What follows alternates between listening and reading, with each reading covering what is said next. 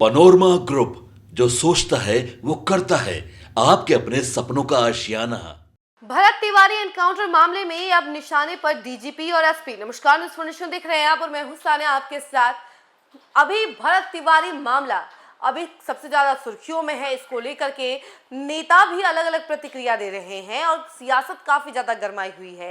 इसके अलावा लोगों में आक्रोश देखा जा रहा है। लगातार लोग न्याय की मांग कर रहे हैं। गोपालगंज में भी कैंडल मार्च निकाला गया, बेतिया में कैंडल मार्च निकाला गया। बच्चे से लेकर के बूढ़े तक सभी भरत तिवारी एनकाउंटर मामले में न्याय की मांग कर रहे हैं और कह रहे हैं कि ऐसा बिल्कुल भी नहीं चलेगा। बिहार पुलिस अपनी मनमानी नहीं कर सकती है, ऐसा लोगों का कहना है। वहीं परिजन ये लगातार दावा कर रहे हैं कि भरत तिवारी एनकाउंटर मामले में सीधे तौर पर सरकार ने, या यूं कह लीजिए कि बिहार पुलिस ने मर्डर किया है, ये एनकाउंटर नहीं है। तो वहीं अब इसी मामले में देखिए कि बीएचआरसी यानी कि बिहार ह्यूमन राइट्स कमीशन ने नोटिस भेज दिया है डीजीपी को और भोजपुर एसपी को, जिसको लेकर के अब काफी ज्यादा हड़कंप मचा हुआ है। चलिए इसके बारे में पूरी जानकारी जरा हम आपको विस्तार से बताते हैं। भोजपुर के चर्चित भरत भूषण तिवारी एनकाउंटर मामले में अब जांच ने रफ्तार पकड़ ली है। इधर बिहार मानवाधिकार आयोग यानी कि बिहार ह्यूमन राइट्स कमीशन इस मामले में एक्शन में आ गया है। बीएचआरसी ने मामले का संज्ञान लेते हुए राज्य प्रशासन से विस्तृत रिपोर्ट तलब की है। आयोग ने मुख्य सचिव, पुलिस महानिदेशक यानी डीजीपी और भोजपुर के पुलिस अधीक्षक एसपी को औपचारिक नोटिस जारी कर जवाब मांगा है। इस कदम के बाद प्रशासनिक महकमे में हलचल तेज हो गई है और पूरे मामले पर नजरें टिकी हुई है। इससे पहले 20 जून 2026 को दिल्ली उच्च न्यायालय के वरिष्ठ अधिवक्ता सौरभ तिवारी ने इस पूरे प्रकरण को नेशनल ह्यूमन राइट्स कमीशन के सामने उठाया था।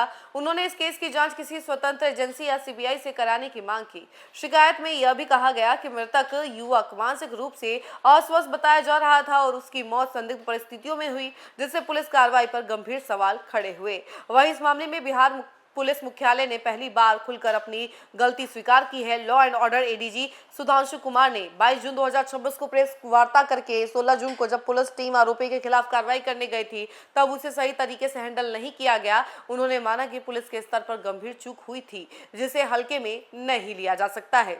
तो वहीं आपको बता दें कि अब भरत भूषण एनकाउंटर मामले में ये बड़ा मोड़ आया है और डीजीपी और इसके साथ ही साथ भोजपुर एसपी को नोटिस भेज दिया गया है, जवाब तलब किया गया है और अब मानव अधिकार आयोग जो है वो रिपोर्ट मांग रही है। और सीधे तौर पर आप समझ लीजिए कि ये मामला अभी सबसे ज्यादा सुर्खियों में और सबसे ज्यादा हॉट टॉपिक बना हुआ है। सिर्फ बिहार में नहीं बल्कि पूरे भारत देश में इसकी चर्चा हो रही है और यही सवाल किया जा रहा है कि क्या बिहार पुलिस अपनी मनमानी कर सकती है, इस तरीके से हरकत कर सकती है? ये गलत है या सही? ये सवाल लगातार उठ रहे हैं। आपको क्या लगता है कि ये जो पुलिस ने कार्रवाई की है ये सही है या गलत? आप अपने कमेंट सेक्शन में जरूर बताइएगा और देखते रहे न्यूज़ 4। धन्यवाद।